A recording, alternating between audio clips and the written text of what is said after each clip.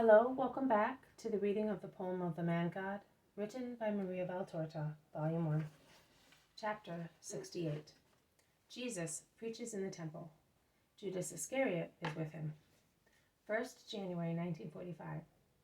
I see Jesus entering the enclosure of the temple with Judas beside him. After going through the first terrace, he stops in a porch on the side of a wide yard, paved with multicolored marble.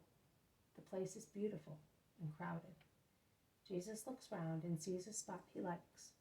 But before turning his steps to it, he says to Judas, "Call the official of the place for me. I must make myself known, so that no one may say I break the custom and lack in respect."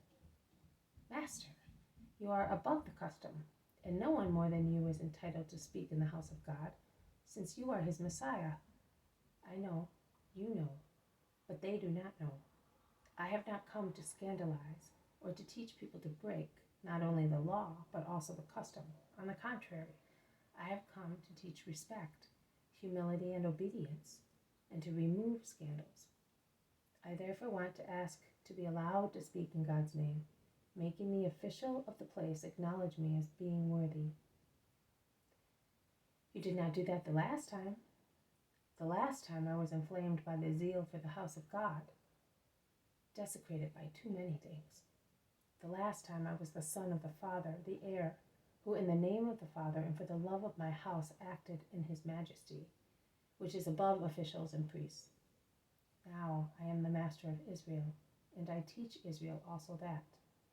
After all, Judas, do you think that a disciple is greater than his master?" "No, Jesus. And who are you? And who am I?" "You are the master, I the disciple." "Well then, if you admit that, why do you want to teach your master? Go and obey. I obey my Father. You must obey your master. The first condition of the Son of God, to obey without discussing orders, knowing that the Father can give but holy orders.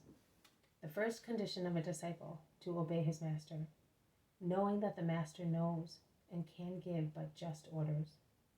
It is true. Forgive me, I will obey. I forgive you. Go, and Judas, listen to one more thing. Remember that. Always bear that in mind in future." "To obey?" "Yes, I will." "No, remember that I was respectful and humble to the temple, that is, to the mighty casts. Go." Judas looks at him wistfully and inquisitively, but he dare not ask further questions, and he goes away thoughtfully. He comes back with a sumptuously dressed personage. "Here, master, the official." "Peace be with you. I ask to teach Israel amongst the rabbis of Israel." "Are you a rabbi?" "Yes, I am." "Who was your teacher?" "The Spirit of God, who speaks to me in his wisdom and enlightens for me every word of the Holy Scriptures." "Are you greater than Hillel, since you say you know all doctrines without a teacher? How can one be formed if there is no one forming him?" "As David was formed, an unknown little shepherd who became a powerful and wise king by God's will." "Your name?" "Jesus, of Joseph, of Jacob, of the house of David, and of Mary, of Joachim, of the house of David, and of Anne, of Aaron. Mary, the virgin married in the temple by the high priest, according to the law of Israel, because she was an orphan." "Who can prove that?" "There must still be some Levites here who will remember the event, and who were the same age as Zacharias of the class of Abijah, my relative. Ask them, if you doubt my sincerity." "I believe you, but who will prove to me that you are capable of teaching?" "Listen to me, and you will judge yourself." "You are free to do it, but are you not a Nazarene?" "I was born at Bethlehem of Judah, at the time of the census decreed by Caesar. Banished by unfair orders, the children of David are now everywhere, but the family is of Judah. You know, the Pharisees, all Judea, throughout Galilee." "I know, but be reassured. I was born at Bethlehem Ephrathah, whence my family comes. If now I live in Galilee, it is only to fulfill the given sign." The official goes away a few yards, hastening to where they to where they call him. Judas asks, "Why do you not say you are the Messiah?" "My words will say so." Which is the sign to be fulfilled? The union of Israel under the teaching of the word of Christ. I am the shepherd of whom the prophets speak, and I have come to gather all the sheep of every region. I have come to cure the sick ones and put the wandering ones on a good pasture. There is no Judea or Galilee, no Decapolis or Idumea for me. There is only one thing, the love that sees with one glance only and joins in one embrace only in order to save. Jesus is inspired. Rays of light seems to be emanating from him. So happily he smiles at his dream. Judas, amazed, stares at him. Some curious people draw near them, fascinated and struck by their different magnificence. Jesus lowers his head and smiles at the little group with a smile, the sweetness of which no painter will ever be able to portray, and no believer who has ever seen it will ever be able to imagine. No believer who has never seen it will ever be able to imagine. And he says, "Come if you are anxious to hear eternal words."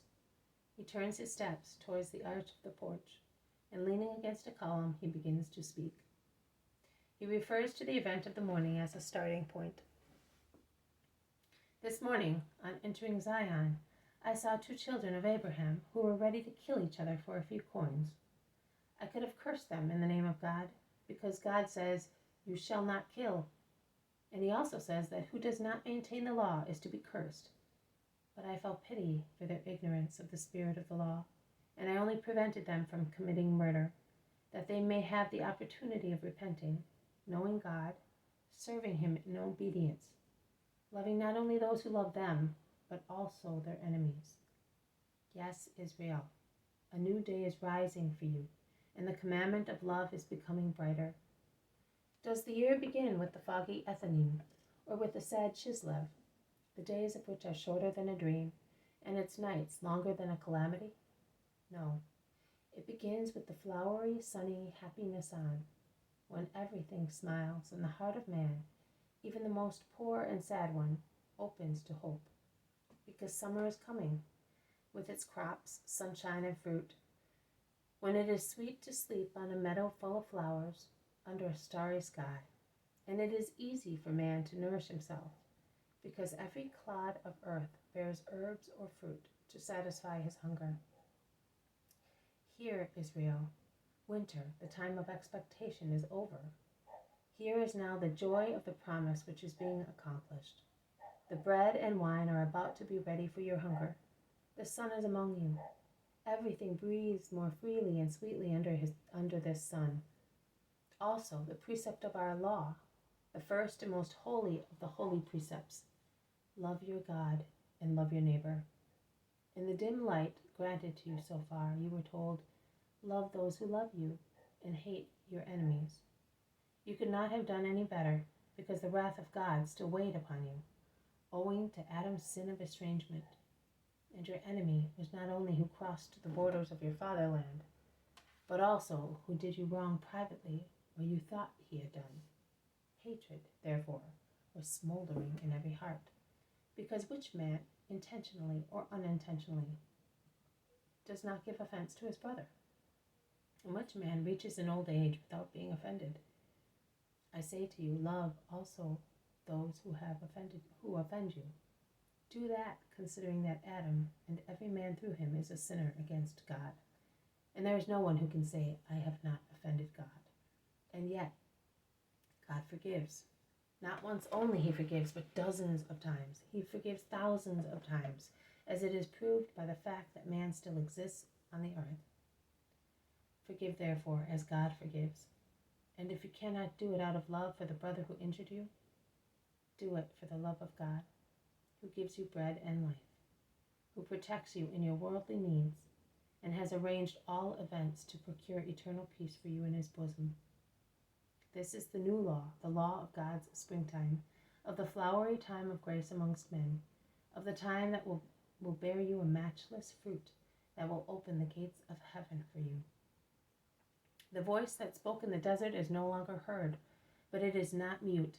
It still speaks to God on behalf of Israel and still speaks to every Israelite with an honest heart. And it says, after teaching you to do penance, to prepare the ways to the Lord who is coming, and to be charitable, giving what is surplus to those who lack even what is necessary, and to be honest without extorting and vexing. It says, the Lamb of God, he who takes away the sins of the world, who will baptize with the fire of the Holy Spirit, is amongst you. He will clear his threshing floor and gather his wheat. Endeavor to recognize him whom the precursor indicates to you. His suffering is imploring God to give you light. See, may your spiritual eyes be opened. You will recognize the light that is coming. I pick up the voice of the prophet announcing the Messiah, and with the power I receive from the Father, I amplify it, and I add my authority to it, and I call you to the truth of the law. Prepare your hearts for the grace of the oncoming redemption. The Redeemer is amongst you. Blessed are those who will be worthy of being redeemed, because they are men of good will. Peace be with you. Someone asks, are you a disciple of the Baptist, since you speak of him with such veneration? I was baptized by him on the banks of the Jordan before he was imprisoned. I venerate him because he is holy in the eyes of God. I solemnly tell you that among the children of Abraham, there is no one greater in grace than he is. From his birth to his death, the eyes of God will rest upon that blessed man without any feeling of disdain. Did he give you any assurance about the Messiah? His word, which does not lie, pointed out the living Messiah to those present. Where? When? When it was time to do so. But Judas feels bound to say to everybody, the Messiah is he who is speaking to you. I declare it because I know him, and I am his first disciple. Him! Oh, the people move away frightened. But Jesus is so sweet that they gather round him again. Ask him to work some miracles. He is powerful. He can cure. He can read your hearts. He can answer all your questions. Tell him on my behalf that I am not well. My right eye is blind. My left one is already failing. Master. Judas. Jesus, who is caressing a little girl, turns round. Master, this man is almost blind and he wants to see. I told him, I can cure who has faith. Have you faith, man? I believe in the God of Israel.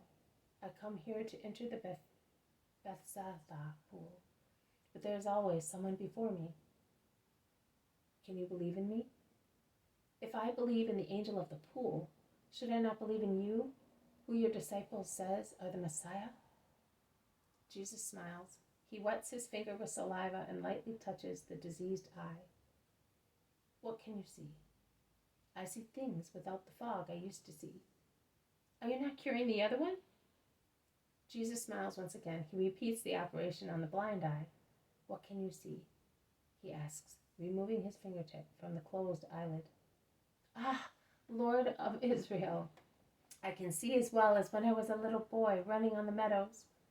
May you be blessed forever and ever, the man cries, kneeling at Jesus' feet. Go, be good now, out of gratitude to God.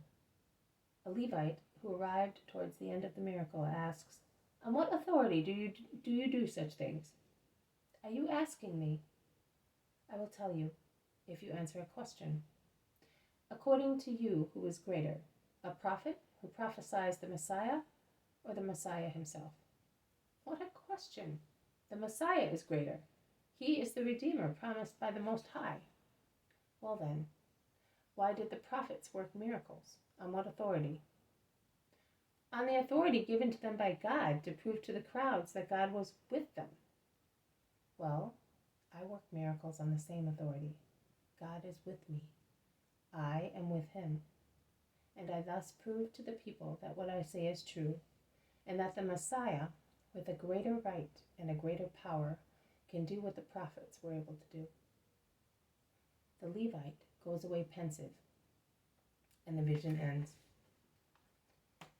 This has been a reading From the poem of the Man God, written by Marie Valtorta, Volume 1, Chapter 68. Jesus preaches in the temple. Judas Iscariot is with him. Thank you for listening. I will see you tomorrow. May God bless you, and may peace be with you.